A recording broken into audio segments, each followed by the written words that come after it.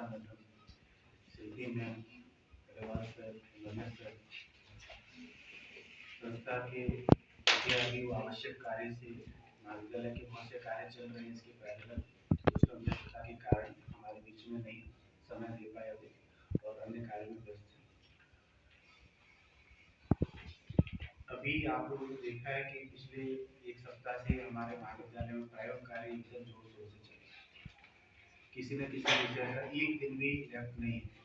तो मैंने और प्रीति मैडम भी कह रही थी कि इस तरह का कार्यक्रम आयोजित करेंगे सर कि एक सप्ताह तक अलग अलग दिन अलग अलग प्रकार की गतिविधियां महाविद्यालय में ऑर्गेनाइज करें और हर गतिविधि में से अगर विद्यार्थी उधर गुजरता है तो एक नई कुशलता,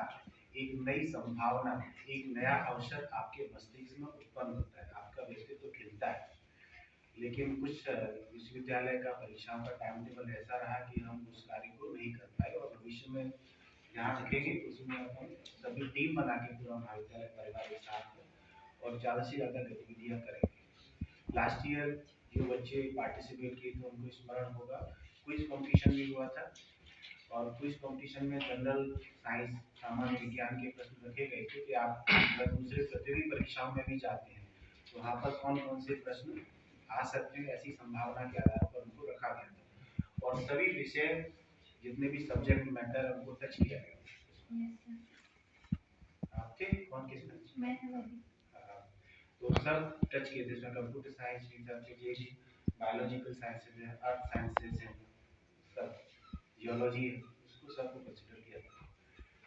इसलिए ज़्यादा समय हमारे पास नहीं था और सभी रिक्वेस्ट कर रहे थे कि अभी कल हमारे यहाँ बॉटनी का भी प्रैक्टिकल है, आज जूलॉजी का हुआ है,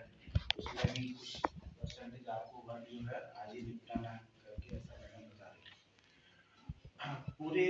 प्राचीन भारतीय परंपरा को देखें तो हमारे यहाँ शिक्षा की जो पद्धति रही और शिक्षा नहीं कहनी चाहिए, विद्या की पद्धति रही है, गुरुकुल पद्धति चली है, जहाँ विद्यार्थी गुरु के आश्रम में रहकर उनके निकट रहकर विद्या का अध्ययन करता है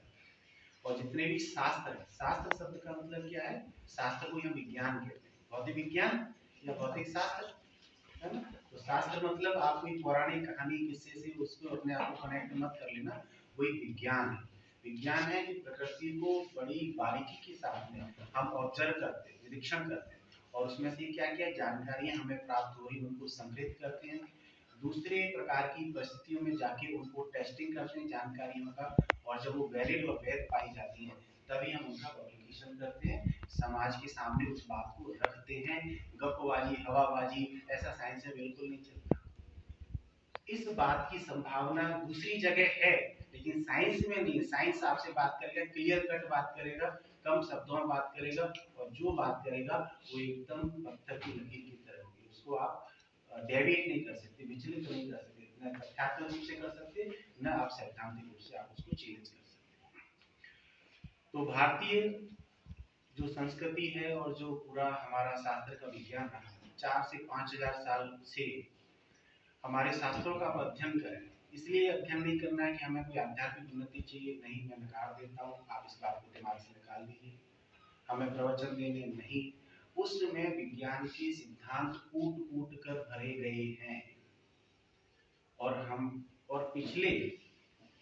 250 सालों में ऐसा हुआ है जैसी लॉर्ड मैकाले की शिक्षा पद्धति आई है कि उस शिक्षा पद्धति ने हमारी विद्या प्रदान करने की जो क्षमता थी, जो प्रक्रिया थी, उसको चुन चुन के उसकी जड़ों को काट के नष्ट किया है। इसलिए हम अपने विज्ञान से बिल्कुल विमुख हो गए हैं। हमारे पास क्या है हम भूल गए,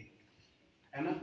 हमारे पास क्या है हमें बिल्कुल स्मरण नहीं वो चीज। तो ये आज का विज्ञान दिवस मनाने का ये है कि हमारी पुरातन जो विज्ञान है उसमें जो उदाहरण मिलते हैं, जो वैज्ञानिक पद्धतियां हैं, उनके प्रति आज के जो बच्चे हैं विद्यार्थी उनका रुझान बढ़े। है ऐसा रुझान नहीं, बहुत कम देखने को मिलता है। गाँव के बच्चों का फिर भी होगा, शहर के बच्चों का तो नहीं, वो तो मोबाइल में ही अपना पूरा टाइम पास करते हैं, या तो कॉलेज अटेंड करेंगे या स्कूल अटेंड करेंगे। प्राइमरी क्लास तक के बच्चे मोबाइल में स्क्रीन टाइम उनका बहुत ज़्यादा है। उस दिन परीक्षा में चर्चा हुई तो हमारे यशस्वी प्रधानमंत्री मोदी जी ने बोला कि आपका स्क्रीन का टाइम जितना मोबाइल देखते हैं हम वो फिक्स होना चाहिए, और वो किसको एड्रेस कर रहे थे,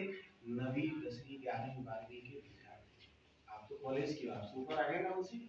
तो आपके लिए तो वो चीज़ लागू होती ही है, आप उस अवस्था से गुजर चुके हैं। आपसे छोटे भाई बहन जो घर में हैं उनके प्रति भी आपको ये ध्यान देना है। आप उनके गार्जियन हैं, आप वरिष्ठ हैं, क्योंकि आप उस उम्र से गुजर चुके हैं। कि कौन कौन सी समस्याएं उनके जीवन में आ सकती हैं या उनकी ऊर्जा का किस प्रकार दुरुपयोग किया जा सकता है। रमन सर के ऊपर आते हैं 1928 में,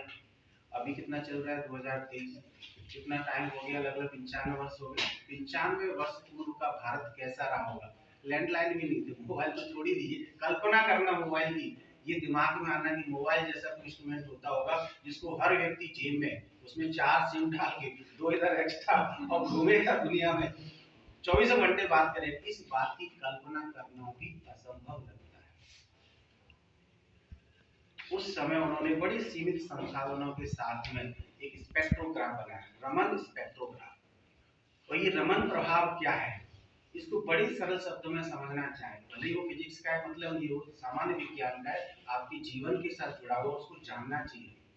रमन प्रभाव क्या है, अभी तक हमारा सोचना क्या था, हमारा सैद्धांतिक ज्ञान क्या था कि पदार्थ, पदार्थ मतलब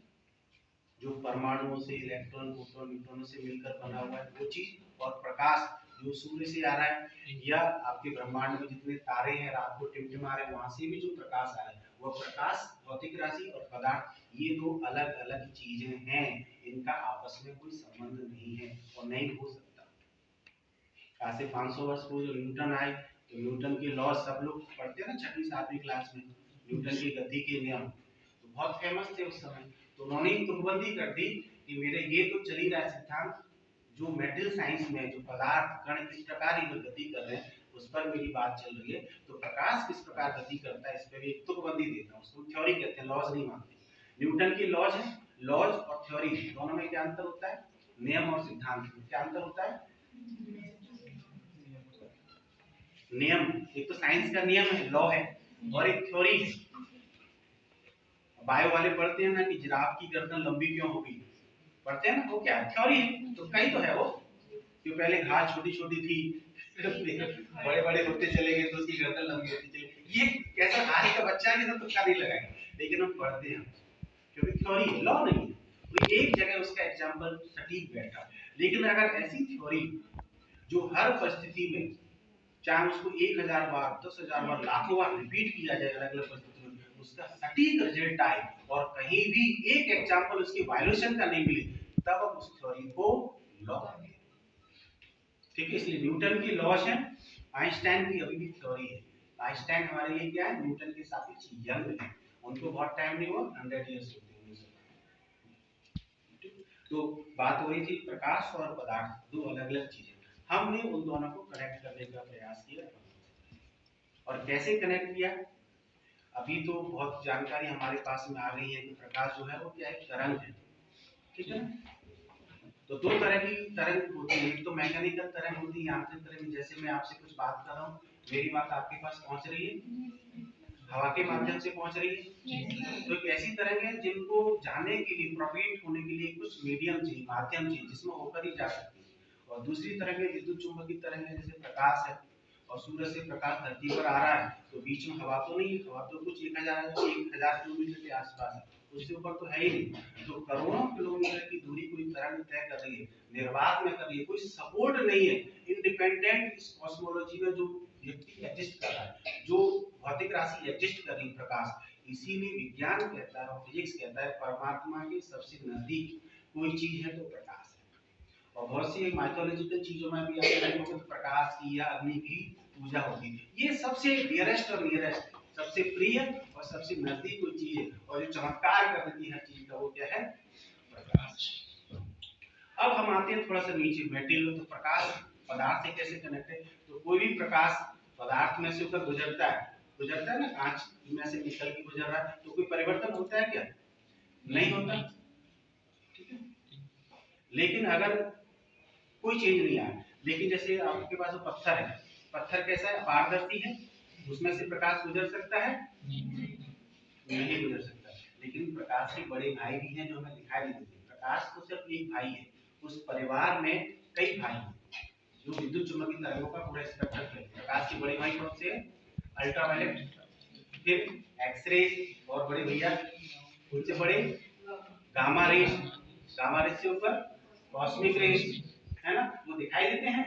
नहीं है तो सही, उनका दूसरा स्वरूप, उन्हें देखने के लिए हम अलग तरह की आंखें, अलग तरह का चश्मा चाहिए। वो उपस्थित है, यहाँ पर बैठे हैं सब लोग, और हम सब लोगों को सुन रहे हैं, हमारे अंदर भी हैं, आपके अंदर भी हैं, बाहर भी है, सर्वत्र व्याप्त है। जैसे कहते हैं परमात्मा सर्वव्यापी है, तो वो जो है ना सर्वव्यापी, इसीलिए मैंने उनको क्या बोला, डियरेस्ट है। तो जब वो पदार्थ में से होकर गुजरते, तो पदार्थ के अंदर परमाणु किस प्रकार व्यवस्थित हैं, एक दूसरे के साथ जुड़े हुए हैं, उनका अरेंजमेंट कैसा है, वो क्या क्या कर सकते हैं, क्या नहीं कर सकते, कौन सी इंपॉर्टेंट जानकारी, वो सारी इंपॉर्टेंट जानकारी को लेकर प्रकाश आता है और बाहर निकलता है और वो आपको देता है। वो जो प्रसाद हमें देता है वो किनकी देन है, सीधी रमन साहब। प्रकाश इधर से आया, इधर पदार्थ था, पदार्थ के अंदर पेनिट्रेट कर गया, घेर गया उसको, फर्क नहीं पड़ता, मैं प्रकाश शब्द कह रहा हूँ, लेकिन ये पारदर्शी या पारदर्शी कोई भी है, दोनों में से गुजर गया, और उसके अंदर की जो जानकारी है, वो जो निकलने वाला प्रकाश था वो आपको मिल गया, और उससे इतना ज्यादा सहूलियत मिली है हमें पूरे हमारे मानव जीवन की काया पलट। तो कविता कहते हैं ना, हुक्म पर चढ़ता उतरता है पवन का ताप। आप घर में इसी बैठे, रिमोट दबाओ, गर्मी लग रही है, टेम्परेचर डाउन, ऑर्डर दिया ना आपने हवा को, ये संभव कैसे हुआ कि आप प्रकृति की बनाई हुई चीजें उनको ऑर्डर कर रहे हो, उनको कंट्रोलाइज कर रहे हो, यह संभव नहीं था। गर्मी है तो झेलो गर्मी, सर्दी है तो सर्दी में झेलो, बारिश हो रही तो बारिश को फेस करो, लेकिन अब आप प्रकृति को कंट्रोल करने की पावर आई है, वो कैसे आई है, उस प्रकाश की ताकत से। तो मैं ज्यादा समय नहीं लूंगा कि बहुत कुछ है आज हमारे बीच